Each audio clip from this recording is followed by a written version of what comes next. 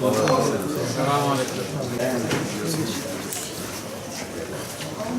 Aleyküm.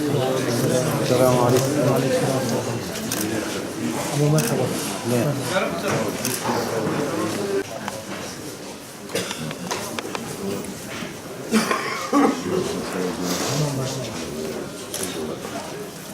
أعوذ بالله من الشيطان الرجيم بسم الله الرحمن الرحيم صلاة تنجينا بها من جميع الأهوال والآفات وتقضي لنا بها جميع الحاجات وتطهرنا بها من جميع السيئات وترفعنا بها عندك على الدرجات وتبلغنا بها أقصى الغايات من جميع الخيرات في الحياة وبعد الممات برحمتك يا أرحم الراحمين ربنا آتنا في الدنيا حسنة وفي الآخرة حسنة وقنا عذاب النار ربنا اغفر لي ولوالدي وللمؤمنين يوم يقوم الحساب يا مفتح الأبواب افتح لنا خير الباب برحمتك يا أرحم الراحمين Ya Rabbel Alemin, Ya Rabbel Alemin, günümüzü hayırlı, kazançlarımızı bereketli eyle. Amin. Cümlemize hayırlı işler nasip eyle. Amin. Ya Rabbim, çarşılarımızı, esnaflarımızı şeytanın ve zalimlerin şerrinden muhafaza eyle. Amin.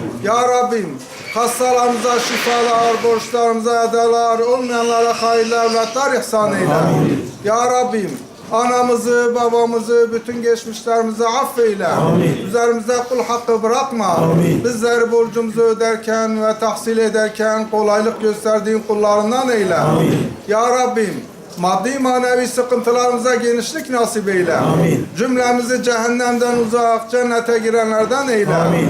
Ya Rabbim, ülkemizi, memleketimizi her türlü arzi ve semavi afetlerden muhafaza eyle. Amin. Evlatlarımızı salih eyle. Amin. Muhammed Mustafa hürmetine, Kur'an-ı Azimşan hürmetine dualarımızı kabul eyle.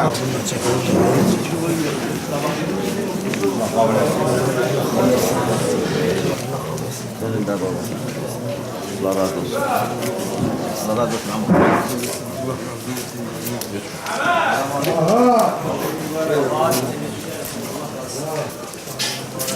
Bu daha önce bizim esnafımızın her gün yaparlardı bu duayı. 2010'dan bu yana bu geleneği devam ettiriyoruz. Kesintisiz olarak 2010'dan bu yana devam ettiriyoruz. Bu gelenek ve göreneklerimizi ileriye taşımak için bizden sonraki esnaflarımızın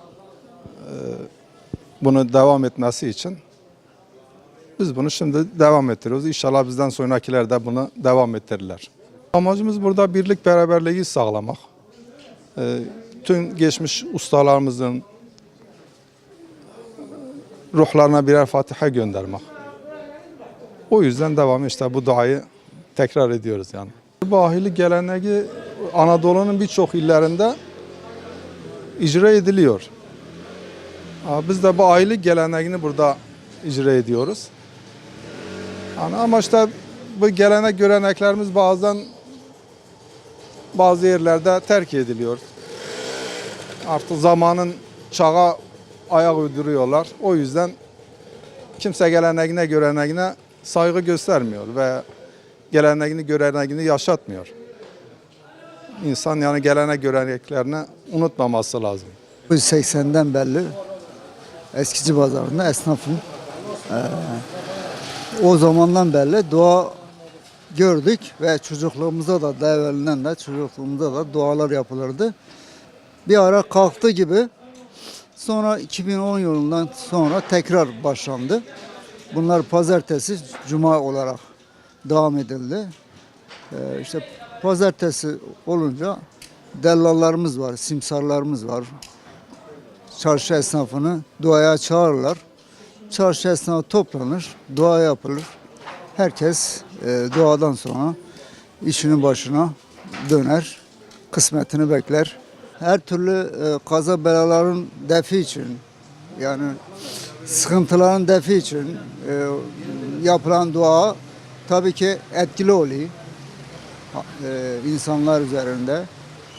İnançlarımız daha tazeleniyor. Zaten bu çarşının genelde manevi atmosferi devamlı var.